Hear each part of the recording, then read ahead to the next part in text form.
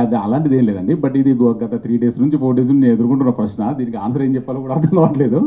So but actually అది టోటల్గా producer తీసుకుంటారండి కాల్ యాక్చువల్లీ. అంటే ఎవరిని ఇన్వైట్ చేయాలి ఏంటి అనేది. అంటే ఐఎమ్ ఓన్లీ డైరెక్టర్. సో నేను నా ఇన్పుట్స్ అనేది ప్రమోషన్స్లో ఎలా ఉండాలి, ప్రజలకు ఎలా తీసుకెళ్ళాలి, వీళ్ళు వస్తే బాగుంటుంది, వాళ్ళు వస్తే బాగుంటుంది అని చెప్తాను తప్ప.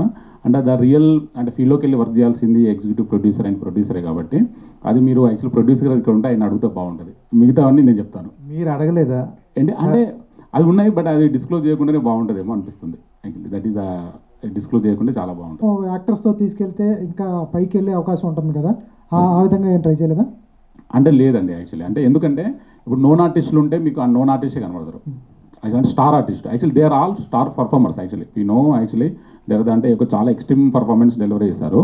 బట్ యాక్చువల్లీ ఒక స్టార్ ఇమేజ్ ఉన్న వాళ్ళు చేస్తే దీనికి వాళ్ళ ఇమేజ్ రిఫ్లెక్ట్ అవుతుంది. సో దట్స్ వై ఏంటంటే అది వాంటెడ్లీ నేను తీసుకున్న కాలే. ఏంటంటే ఇప్పుడు అరషడ్ వర్గాలు అనేది మేడం చెప్పినట్టు లైక్ ఇంతవరకు మనం ఎప్పుడు చూడలేదు అవి.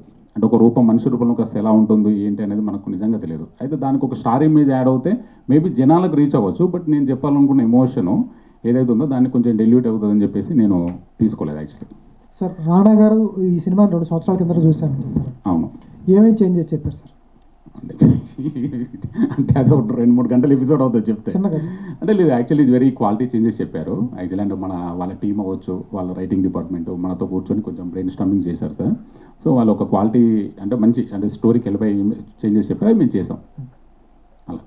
మరి ఆ లోగో ఏది వేయలేదు, స్పిరిట్ మీడియా కానీ ఏది వేయలేదు ఇక్కడ? అంటే ఉంటుందిగా ఎస్పీది ఉంటుందిగా, ఎస్పీ ఏషియన్ ఉంటుంది, ఏషియన్ అండ్ సురేష్ ఉంటుంది.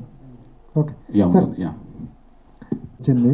ఎందుకు సార్ అంత హడావిడిగా రిలీజ్ చేసేసారు? అంటే ఏదో చాలా అర్జెంట్ ఉంది అనేటట్లు రిలీజ్ చేశారు. కొంచెం టైం తీసుకుంటే ఇంకా ప్రమోషన్ కావచ్చు, ఆడియన్స్లకు కావచ్చు, కొంచెం వేగంగా రీచ్ అవుతుంది కదా.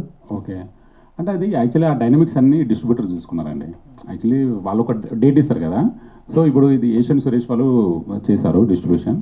సో వాళ్ళు మిగతా ఫిలిమ్స్ రావడం ఇవి నెక్స్ట్ ప్రీవియస్ ఫిలిమ్స్ తో మనకు ఒక ప్లేస్మెంట్ ఏమి ఇస్తారు అనేది టోటల్ ప్లేస్మెంట్ వాళ్ళే ఉంటుంది. బట్ మనకు సడన్గా పిలిచి డేట్ ఇచ్చారు.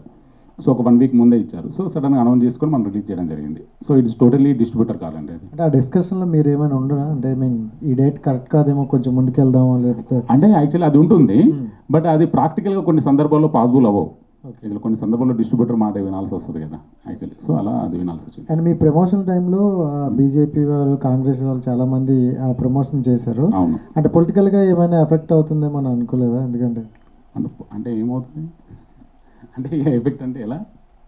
కొంతమంది ఓన్లీ అంటే సినిమా ఏదనేది పార్టీలకి గట ఉండదు కదా, సంబంధం ఉండకుండా ఉంటుంది. సో మీరు ఎక్కువగా రాజకీయ నాయకుల్ని తీసుకొచ్చి ప్రమోట్ చేశారు.